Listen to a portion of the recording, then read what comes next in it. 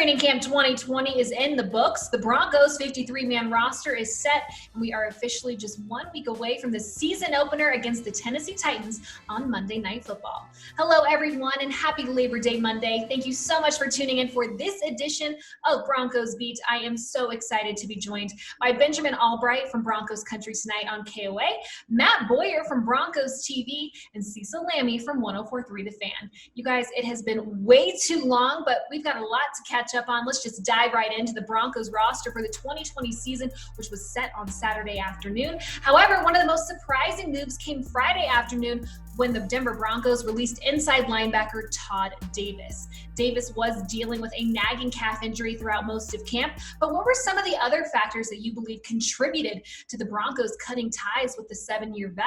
Well, it's a couple of things. Number one, upside down on the contract. Anytime you're only worth $500,000 in guaranteed money, but you're 4.5, the other way, that's gonna make it a financial incentive for the team to either try to get you to restructure or cut you. Todd's also not a 3-down linebacker. Todd's a base down guy. He's at his best coming downhill after the football.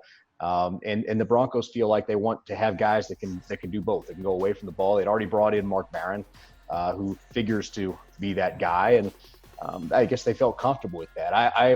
You're a little bit put off because Todd has such an institutional knowledge. He's like a quarterback of that defense. So great at getting everybody lined up and everything else, but they knew he wasn't going to be ready week 1. They knew the contract situation, and they knew he was limited as a linebacker, and they weren't going to pay him $5 million to be a 1-down linebacker.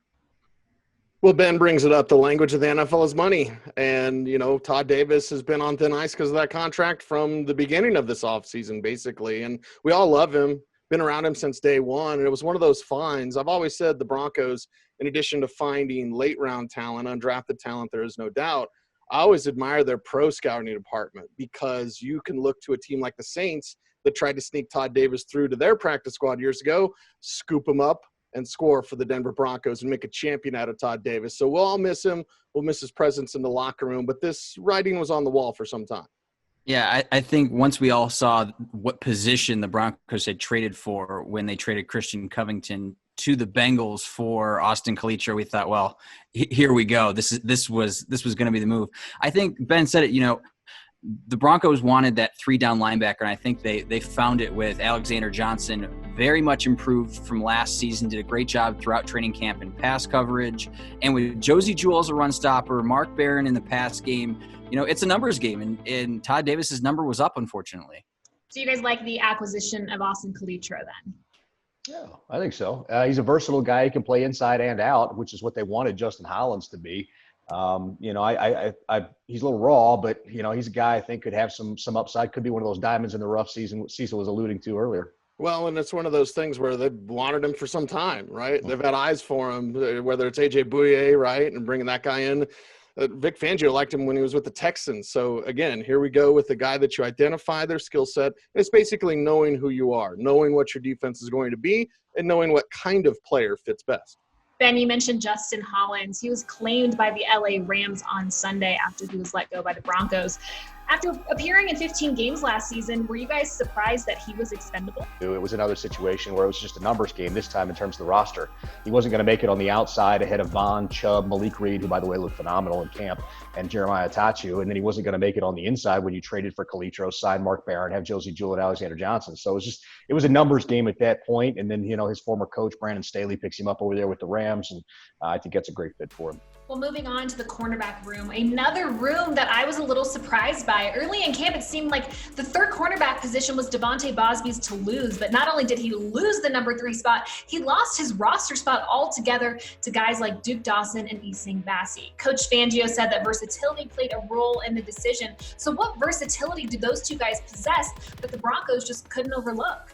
Steve Atwater and I discussed, during training camp that he liked Bosby's chances the most, but we heard from Coach Fangio, versatility is going to be the most important thing. That's a product of, being able to kind of play that nickel position. And once we saw Isang Bassi play the nickel with the ones and Coach Fangio praised him. Now, remember, getting a compliment from Coach Fangio is a tough thing to do. So when he praises an undrafted rookie, in his first training camp, that's pretty high praise. So I think the versatility aspect of Dawson and Bassi played in heavily to what the Broncos wanted to do in that DB room. I think we're pretty fortunate as a media group that Vic Fangio pretty much tells you the truth. He's a straight shooter. There's not a lot of coach speak there. So when Matt brings it up, like you're talking about Bassey so glowingly, Vic Fangio throws around compliments like manhole covers. So to get him to say that about that kid is very revealing. It's very telling.